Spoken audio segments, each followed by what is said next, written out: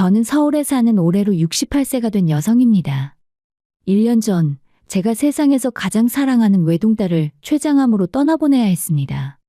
남편도 몇 해 전에 세상을 떠났기에 딸은 제 삶의 전부였어요. 엄마, 나 많이 아파. 딸의 병이 발견됐을 때는 이미 손을 쓰기 힘든 말기였습니다. 의사는 남은 시간이 길지 않다고 했어요. 그 순간 제 세상이 무너지는 것 같았습니다. 하지만 딸은 끝까지 씩씩한 모습을 보여주었어요. 다행히도 사위는 그런 딸을 정말 잘 돌봐줬습니다. 병원에서 밤낮으로 간병을 하며 딸이 원하는 것은 무엇이든 해주려 하더라고요. 장모님, 지영이가 마지막 시간을 어머니와 함께 보내고 싶다고 해요. 병원보다는 집에서 편안히 지낼 수 있도록 할까요? 사위의 그 말에 저는 깊은 감동을 받았습니다. 딸의 마지막 소원을 들어주려는 마음이 얼마나 고마웠는지 모릅니다. 딸의 마지막 한 달은 제 품에서 보냈어요.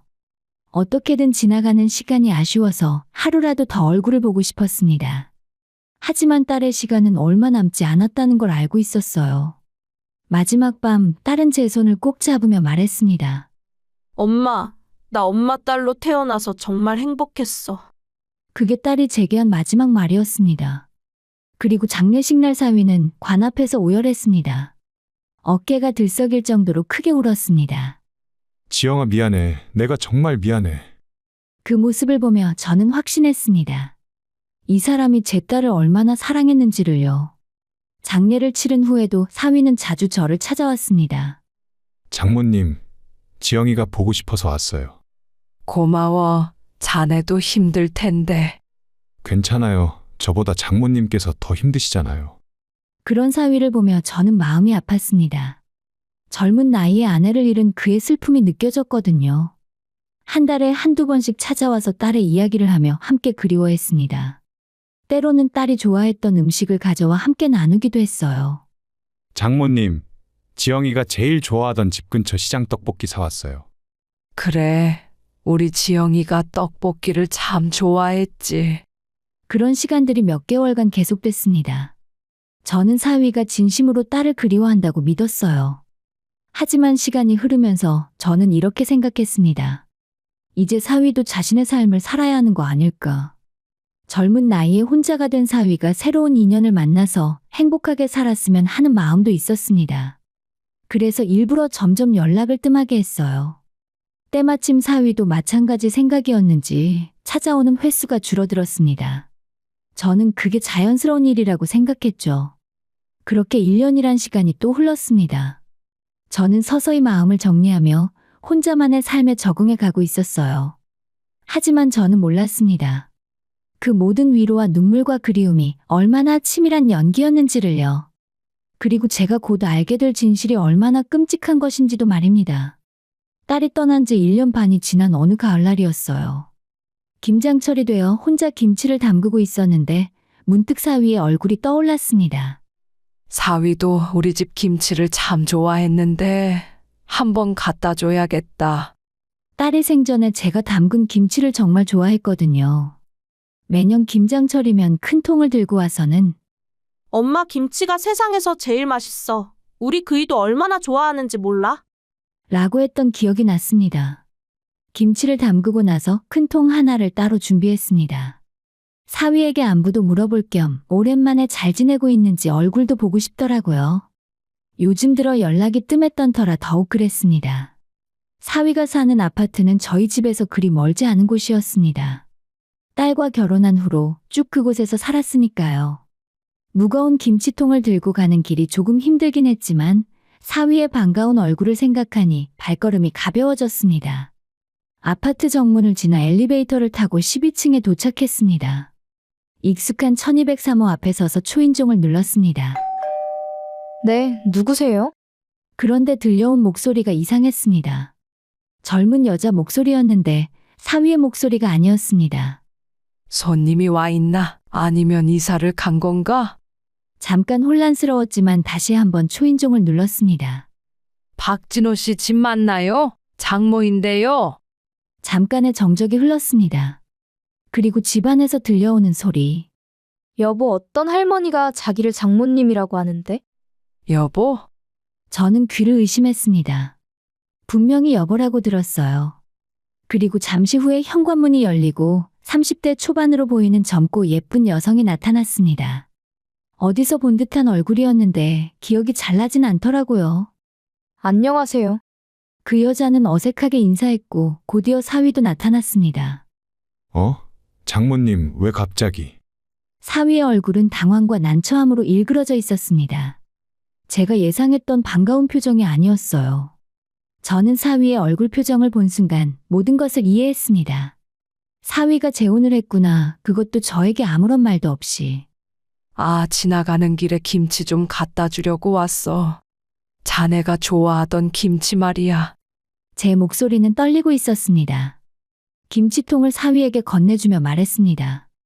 잘 먹어. 난 이만 가볼게. 장모님, 잠깐만요. 설명을. 됐어, 이해해. 자네도 살아야지. 저는 더 이상 그 자리에 있을 수 없었습니다. 돌아서서 엘리베이터로 향했고 사위가 뒤에서 뭐라고 말하는 것 같았지만 귀에 들어오지 않았습니다. 엘리베이터 문이 닫히고 1층으로 내려가는 동안 마음이 복잡하더라고요. 사위가 재혼한 것은 당연한 일이야. 젊은 나이에 혼자 살 수는 없으니까. 그렇게 스스로를 달랬습니다. 그런데 엘리베이터가 5층에서 멈추고 2명의 아주머니가 타더라고요. 사위와 같은 아파트 주민들인 것 같았습니다. 12층 그 남자 정말 뻔뻔해. 아내 죽자마자 바로 여자 들여놓더라. 맞아. 그것도 병원에서 만난 간호사래. 아내가 아플 때부터 바람 피웠다는 소리 있었잖아. 제 심장이 멈추는 것 같았습니다. 에이, 그런 소리 하지 마. 사람 험담은 험담이 아니라 사실이야. 12층 살던 그 젊은 부인, 암 걸려서 고생할 때 남편이 바람 피우는 거 알고 얼마나 속상해했는지 몰라. 옆집 사는 언니한테 울면서 말했다잖아. 정말? 그럼 그 부인이 병원에서 죽을 때까지 그걸 알고 있었다는 거야? 그렇지. 이혼하려고 했는데 몸이 너무 아파서 포기했다더라. 불쌍하게도. 더 이상 그 이야기를 듣고 있을 수도 없겠더라고요. 엘리베이터가 1층에 도착하자마자 저는 비틀거리며 내렸습니다. 그제야 기억이 나는 것 같았어요. 아까 문을 연 그 여자가 누구인지. 딸이 입원해 있던 병원에서 본 간호사였습니다. 확실히 제 딸을 담당했던 간호사 중 한 명이었어요. 집으로 돌아오는 길, 저는 온몸이 떨렸습니다. 분노와 절망, 그리고 딸에 대한 안타까움이 한꺼번에 밀려왔습니다. 그동안 제가 얼마나 바보였던 걸까요? 사위의 모든 행동이 연기였다는 말인가요? 장례식장에서 흘렸던 그 눈물도, 저를 찾아와 딸을 그리워하며 나눴던 모든 대화도 거짓이었단 말인가요? 집에 도착해서도 마음을 진정시킬 수 없었습니다. 딸의 사진을 보며 눈물이 쏟아졌습니다. 지영아, 엄마가 몰랐어. 너가 그렇게 힘들었는데. 만약 이웃들 말이 사실이라면 우리 딸은 암으로 고생하면서도 남편의 배신까지 견뎌야 했던 것입니다. 그 고통이 얼마나 컸을까요? 그날 밤 잠을 이룰 수 없었습니다. 딸의 마지막 순간들이 자꾸 떠올랐습니다. 혹시 딸이 제게 하지 못한 말이 있었던 건 아닐까? 남편의 불륜에 대해 말하고 싶었지만 저를 걱정해서 참았던 건 아닐까? 다음 날 아침 저는 결심했습니다. 진실을 알아야겠다고요. 딸의 가장 친했던 친구에게 연락을 했습니다. 딸과 고등학교 때부터 친했던 친구로 딸이 아플 때도 자주 병문안을 왔던 아이였습니다. 민정아, 지영이 엄만데 시간 좀 있니? 지영이에 대해 얘기 좀 하고 싶어서. 언제든지요. 저도 지영이 얘기하고 싶었어요. 카페에서 만난 딸 친구 민정이의 얼굴은 어두웠습니다. 그리고 제가 사위의 재혼 사실과 이웃들에게서 들은 이야기를 말하자 민정이는 고개를 숙였습니다. 어머님 사실은요. 너 뭔가 알고 있는 거지? 네, 지영이가 마지막에 저한테 말했어요. 오빠가 바람 피우고 있다고. 그 말을 듣자마자 제 심장이 덜컥 내려앉았습니다. 언제부터? 아마 병원에 입원한 지 2달 정도 됐을 때부터인 것 같아요. 지영이가 간호사 중 한 명이 오빠를 이상하게 쳐다본다 하더라고요. 처음엔 그냥 친절한 줄 알았는데. 그래서 바람 피우고 있는 걸 지영이가 직접 확인했어요. 오빠 핸드폰도 몰래 받고 사진도 찍어뒀고요. 원래 수술 잘 되고 건강 회복되면 이혼하려고 준비하고 있었어요. 민정이의 말에 저는 충격을 받았습니다. 그런데 왜? 아시다시피 지영이 몸이 너무 안 좋아졌잖아요. 이혼 절차를 밟을 체력도 없고 시간도 부족했고 무엇보다 어머니한테 걱정 끼치기 싫어했어요. 아버지 돌아가신 후로는 나만 믿고 사는데 자기가 아픈 와중에 이혼까지 하면 너무 충격 받으실 것 같다고 하더라고요. 그제야 이해됐습니다. 딸이 왜 마지막까지 저에게 아무 말도 하지 않았는지. 그 증거들은 어디 있니? 지영이 핸드폰에 있을 거예요. 보안 폴더에 다 저장해뒀다 하더라고요. 핸드폰 비밀번호는 어머님 생일이에요. 집으로 돌아온 저는 딸의 유품을 뒤졌습니다. 딸의 핸드폰은 서랍 깊숙이 있더라고요. 전원이 꺼져 있어 충전을 해보니 다행히 작동했습니다. 제 생일을 입력하자 보안 폴더가 열렸습니다. 그리고 그 안에는 제가 상상했던 것보다 훨씬 많은 증거들이 있더라고요. 사위와 간호사가 함께 찍은 다정한 사진들, 둘이 나눈 문자 메시지들. 그 순간 저는 결심했습니다. 딸의 마지막 부탁을 들어주기로요. 그 배신자들에게 반드시 대가를 치르게 하겠다고 다짐했습니다. 사실 제게는 그들을 벌할 수 있는 완벽한 방법이 있었습니다. 사위가 살고 있는 아파트와 그가 운영하는 치과가 들어있는 건물, 모두 제 소유였거든요. 그동안 사위가 딸에게 잘했다고 믿고 임대료도 받지 않고 있었는데, 이제 모든 것이 달라졌습니다. 복수의 시간이 시작된 것입니다. 딸의 핸드폰에서 증거들을 발견한 후, 저는 며칠 동안 제대로 잠을 잘 수 없었습니다. 딸의 떨리는 목소리가 계속 귀에 맴돌았습니다. 하지만 저는 더 많은 것을 알아야 했어요. 정확한 진실을 파악해야 제대로 된 복수를 할 수 있을 테니까요. 며칠 후에 저는 딸의 또 다른 친구에게도 연락을 했습니다. 수진이는 딸과 대학교 때부터 친했던 친구로 딸이 아플 때 가장 자주 문병을 왔던 아이였습니다. 수진아, 아줌마가 물어볼 게 있어. 지영이가 혹시 남편 얘기한 적 있니? 말을 꺼내자마자 전화 너머로 수진이의 한숨소리가 들렸습니다. 어머니, 사실 지영이가 저한테 많은 얘기를 했어요. 어떤 이야기? 지영이가 병원에 입원한 지 2달쯤 됐을 때였어요. 어느 날 새벽에 화장실 가려다가 오빠가 간호사랑 복도에서 이상하게 이야기하는 걸 봤대요. 너무 친밀하게. 그래서? 지영이가 그 간호사를 유심히 보기 시작했대요. 27살 먹은 간호사였는데 자꾸 일부러 병실 앞을 지나다니고 오빠랑 눈빛을 주고받고 했다고 하더라고요. 저는 가슴이 답답해졌습니다. 그런 걸 왜 나한테 말하지 않았을까? 어머니, 지영이가 가장 걱정한 게 그거였어요. 어머니가 너무 충격받으실까 봐요. 딸의 마음을 알게 되니 더욱 가슴이 아팠습니다. 전화를 끊은 후 저는 다시 딸의 핸드폰을 자세히 살펴봤어요. 보안 폴더 안에는 정말 많은 증거들이 있었습니다. 사위와 김하늘 간호사가 함께 찍은 사진들, 호텔 영수증, 문자 메시지들, 그리고 몰래 녹음한 통화 내용까지. 그 중에서 가장 충격적이었던 건 사위와 간호사가 나눈 대화 녹음이었습니다. 요즘 오빠 와이프가 많이 아파 보이더라. 이제 얼마 남지 않은 것 같아. 담당 의사 선생님도 그렇게 말씀하시던데. 그럼 우리가 좀 더 기다려야 하나? 뭘 기다려? 어차피 시간 문제잖아. 우리는 우리대로 준비하면 되는 거 아니야? 맞네. 오빠네 장모가 부동산을 많이 가지고 계신다며? 나중에 그거 다 오빠가 상속받으면.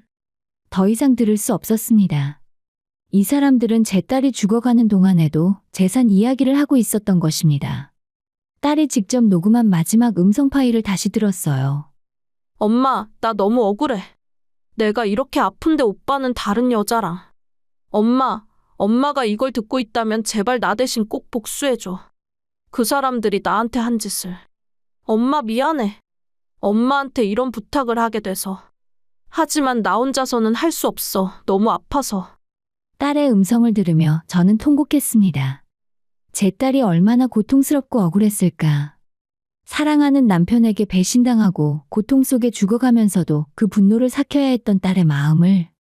그날 밤 저는 결심을 굳혔습니다. 저는 딸의 사진을 보며 맹세했어요. 지영아, 엄마가 반드시 복수해 줄게. 그 나쁜 놈들이 너한테 준 고통을 100배, 1000배로 갚아줄 테니까 걱정하지 마. 엄마를 믿어. 복수의 계획이 제 머릿속에서 서서히 구체화되기 시작했습니다. 그들이 저를 만만한 노인네로 생각한다면 그건 큰 착각일 것입니다. 이제 진짜 복수가 시작될 때입니다. 복수를 결심한 저는 먼저 치밀한 계획을 세웠습니다. 그들을 완전히 파멸시키려면 단순한 방법으로는 안 됐습니다. 그들이 스스로 함정에 빠지도록 해야 했습니다. 일주일 후 저는 사위에게 전화를 걸었습니다. 난데 자네 시간 있니? 중요한 얘기가 있어서. 아, 네. 장모님, 무슨 일이세요? 우리 집에 좀 와줄 수 있니? 전화로 이야기하기엔 너무 힘든 내용이라서. 목소리를 일부러 힘없게 만들었습니다.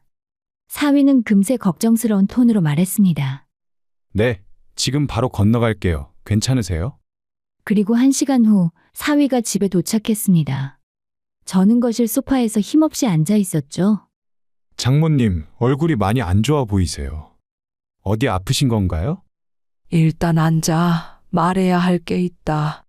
사위가 제 맞은편에 앉자 저는 깊은 한숨을 내쉬었습니다. 어제 병원에 다녀왔는데 암이래. 사위의 표정이 순간 굳어졌습니다. 장모님, 그게 무슨... 지영이랑 똑같은 병에 걸렸어. 의사가 그러는데 이미 많이 진행됐다고 하더라. 수술도 못한대. 거짓말이었지만 딸과 같은 병이라는 말이 사위에게 더 큰 충격을 줄 것 같았습니다. 얼마나 시간이 남으셨다고 하던가요? 길어야 6개월, 짧으면 앞으로 3개월 정도래. 사위의 얼굴에 복잡한 감정들이 스쳐 지나갔습니다. 걱정과 당황 그리고 뭔가 다른 것도요. 치료는 받으실 거죠? 지영이 때처럼. 아니야, 나이도 많고. 나 혼자 병원 다니기도 힘들고 그냥 집에서 조용히 있을 생각이야. 그럼 제가 모시고 다니면서. 말이라도 고마워. 하지만 그것보다 더 중요한 얘기가 있어. 저는 잠시 말을 멈췄다가 이어갔습니다. 어제 병원에서 돌아온 뒤로 내가 죽고 나면 이 재산들을 어떻게 할지 생각해 봤거든. 이제 지영이도 없고 내가 원래 친척들도 별로 연락을 안 하고. 그 말을 듣고 사위의 눈빛이 변했습니다. 훨씬 더 제 말에 집중하는 눈빛이었죠. 그러니 나를 제일 잘 챙겨주는 사람한테 물려주려고 해. 지영이 남편인 네가 우선이긴 하지만 아직 확실하게 정하지는 않았다. 장모님, 그런 말씀 마세요. 저는 그저 장모님이 건강하게 오래 사셨으면. 현실을 받아들여야지. 내가 죽는 건 시간 문제야. 그 전에 내 재산 정리는 해놔야 하는 거고. 사위는 잠시 말이 없었습니다. 그러더니 조심스럽게 묻더라고요. 실례지만 장모님께서 가지고 계신 재산이 얼마나 되나요? 역시 제 예상대로였습니다. 그냥 아파트 몇 채랑 상가 몇 개 있고 대충 계산해 보니까 대출 빼고 70억 정도 되더라. 아, 맞다. 너희가 지금 살고 있는 아파트랑 자네 치과 있는 건물도 내 거고. 그 말을 들은 사위의 눈이 번쩍했습니다. 아, 맞다. 제가 임대료를 안 드리고 있었죠. 염치도 없이. 이제 와서 뭘. 자네가 우리 지영이 잘해준다고 생각해서 공짜로 쓰게 한 거야. 앞으로도 마찬가지일 테고. 감사합니다, 장모님. 대신 조건이 있어. 내가 살아있는 동안 나를 잘 돌봐줘야 해. 병원도 데려다주고 필요한 것들도 챙겨주고. 그러면 내 재산을 자네에게 물려줄게. 당연히 그래야죠. 제가 정성껏 모시겠습니다. 그날부터 사위의 행동이 완전히 달라졌습니다. 거의 매일 안부 전화를 하고 이틀에 한 번씩은 집에 찾아왔어요. 일주일 후에는 아예 재혼한 아내까지 데려왔습니다. 장모님, 소개해드릴게요. 제 아내예요. 간호사 출신이라 어머니 돌보는데 도움이 될 것 같아서요. 바로 그 간호사였습니다. 제 딸을 배신한 그 여자가 제 앞에 서 있었습니다. 안녕하세요, 어머님. 앞으로 제가 간병 도와드릴게요. 그래, 고맙네. 저는 최대한 차분하게 대답했습니다. 속으로는 분노가 치밀어 오르고 있었지만요. 그날부터 두 사람은 번갈아가며 저를 돌보기 시작했습니다. 역시 간호사 출신답게 체온도 재고 혈압도 측정하고 때가 되면 약도 챙겨줬습니다. 하지만 저는 점점 까다로워졌습니다. 오늘 국은 왜 이렇게 짜? 이런 건 걔도 안 먹을 것 같은데. 죄송해요, 어머님. 다시 끓여드릴게요. 청소도 제대로 안 됐네. 여기 먼지 봐. 아픈 사람 있는 집을 이렇게 대충 하면 어떡해. 네, 다시 하겠습니다. 저는 일부러 치매에 걸린 척도 했습니다. 지영이 어디 갔지? 지영이가 퇴근하고 올 시간인데. 어머님, 따님은 먼저 돌아가셨잖아요. 뭐, 내 딸이 죽었다고? 언제? 1년 전에요. 거짓말. 지영이가 어제도 나한테 전화했는데. 그럴 때마다 두 사람이 당황하는 표정을 보는 게 통쾌했습니다. 한 달이 지나자 저는 두 사람이 몰래 나누는 대화를 들었어요. 여보, 이제 치매까지 오신 것 같아. 이러다가 요양원에 모셔야 하는 거 아니야? 그러게, 그럼 재산 상속 얘기는 어떻게 되는 거야? 미리 상속 절차를 밟아놓는 게 좋을 것 같은데. 치매가 더 심해지면 법적으로 문제가 될 수도 있고. 맞네. 내일 법무사 사무실에 상담 받으러 가자. 모든 게 제 계획대로 흘러가고 있었습니다. 저는 이미 사위가 치과 확장을 핑계로 여러 사람에게서 돈을 빌렸다는 사실도 알고 있었습니다. 실제로는 인터넷 도박에 빠져서 그 돈을 다 날렸다는 것도요. 이제 마지막 단계만 남았습니다. 그들을 완전히 나락으로 떨어뜨릴 시간이 다가오고 있었습니다. 무려 2달 동안의 연기 끝에 드디어 복수의 날이 다가왔습니다. 저는 사위에게 전화를 걸었어요. 사위, 지금 우리 집에 좀 와줄래? 오늘 모든 걸 정리하려고 해. 지금 바로 갈게요. 아내도 같이 가도 될까요? 그래, 마침 잘 됐네. 둘 다 건너와. 사실 저는 벌써 며칠 전부터 이날을 위해 준비를 마쳐 놓았습니다. 사위가 돈을 빌린 사람들을 모두 찾아내서 만났고 그들에게 진실을 알려줬어요. 오후 2시 사위와 새아내가 함께 집에 왔습니다. 두 사람의 표정은 밝아 보였어요. 아마 이날 상속 절차를 마무리하러 온다고 생각했을 겁니다. 장모님 오늘 컨디션은 어떠세요? 일단 자리에 앉아라 둘 다. 저는 거실 테이블 위에 미리 준비해둔 것들을 꺼냈습니다. 딸의 핸드폰, 몇 장의 사진, 그리고 녹음기였죠. 자네한테 먼저 보여줄 게 있어. 네? 무슨 말씀이신지. 저는 대답 없이 딸의 핸드폰 화면을 켰습니다. 보안 폴더에 저장되어 있던 사진 하나를 보여줬어요. 사위와 그 여자가 병원에서 포옹하고 있는 사진이었습니다. 그걸 확인한 순간 두 사람의 얼굴이 동시에 굳어졌습니다. 이게 뭔가요? 사위가 떨리는 목소리로 물었습니다. 이거 내 딸이 찍은 사진이야. 너희들이 바람 피우는 걸 말이지. 장모님 오해입니다. 이것은 오해? 그럼 이것도 오해인가? 저는 또 다른 사진을 보여줬습니다. 두 사람이 식당에서 손을 잡고 있는 사진, 차 안에서 키스하는 사진들. 내 딸이 죽어가면서도 너희들을 따라다니며 찍은 거야. 얼마나 억울했으면? 사위가 급하게 말했습니다. 장모님, 설명드릴게요. 사실은 닥쳐. 아직 안 끝났어. 저는 녹음기를 켰습니다. 딸의 목소리가 흘러나왔습니다. 엄마, 나 너무 억울해. 오빠가 간호사랑 바람 피워 내가 이렇게 아픈데. 엄마, 제발 나 대신 복수해줘. 딸의 떨리는 목소리를 듣자 상간녀가 울기 시작했습니다. 어머님, 저희가 잘못했어요. 하지만 뭐? 내 딸이 죽어가는데도 너희들은 신나게 놀았잖아. 저는 다른 녹음 파일도 재생했습니다. 사위와 그 여자가 나눈 전화통화 내용이었습니다. 이제 얼마나 남았다고 했지? 한 달 정도? 의사가 그러더라. 그럼 우리가 조금만 더 기다리면 되는 거네. 그 후에 결혼식 올리자. 좋아, 걔네 어머니가 재산이 많아. 나중에 상속받으면 우리 여유롭게 살 수 있겠지? 녹음이 끝나자 두 사람은 완전히 패닉 상태가 됐습니다. 장모님, 저희가 정말 죄송합니다. 죄송하다고?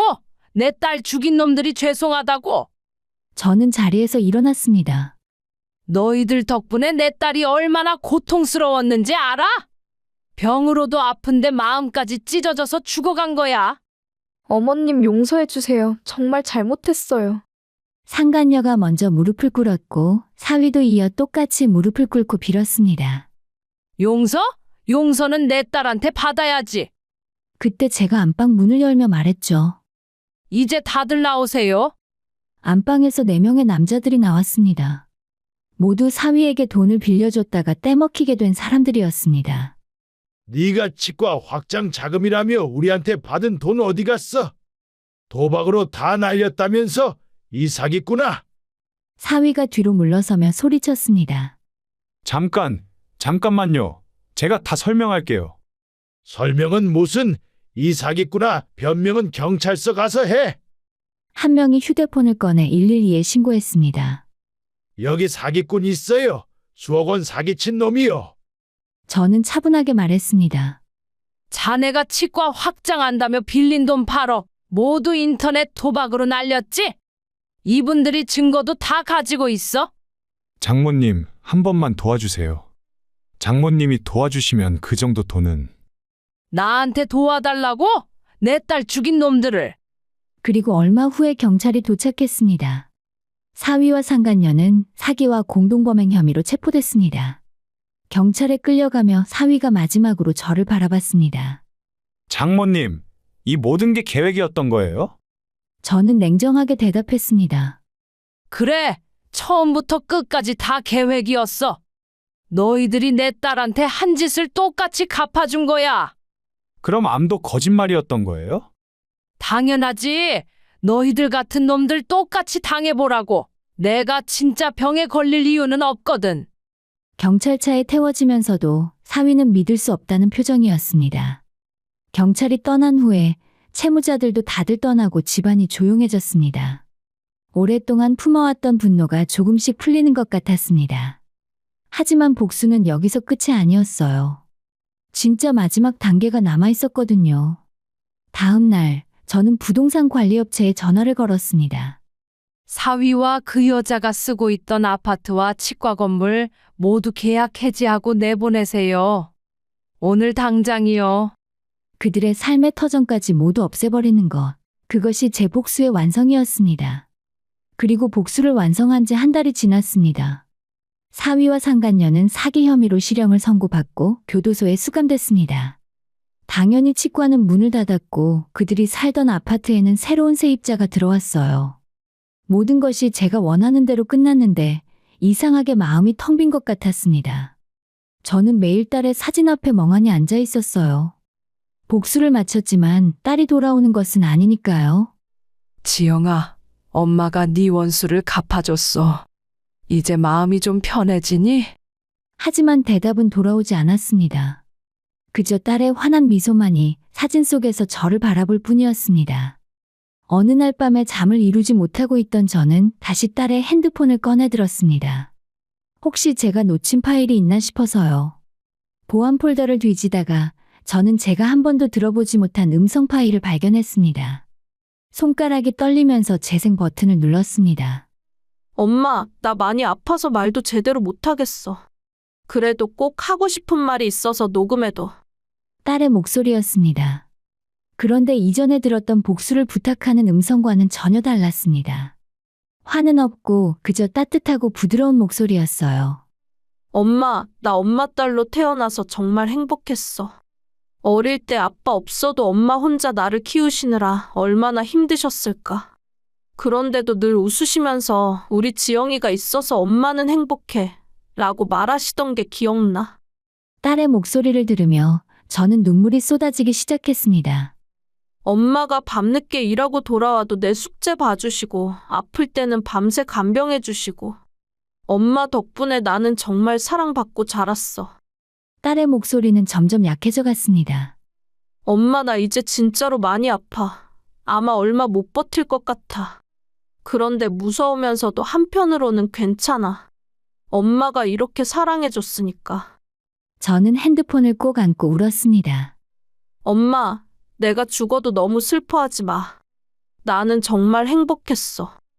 35년 동안 엄마의 딸로 살 수 있었던 것만으로도 충분히 행복했어.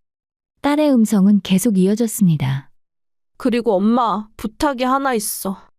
내가 죽고 나서도 엄마는 꼭 행복하게 살아줘. 엄마가 웃는 모습이 세상에서 제일 예쁘거든.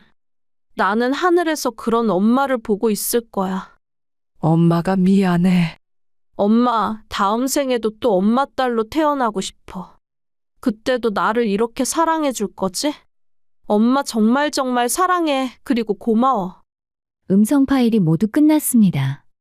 저는 한동안 아무런 말을 할 수 없었어요. 그저 복수에만 매달려 있던 제가 너무 부끄러웠습니다. 딸은 원망하지 않고 있었습니다.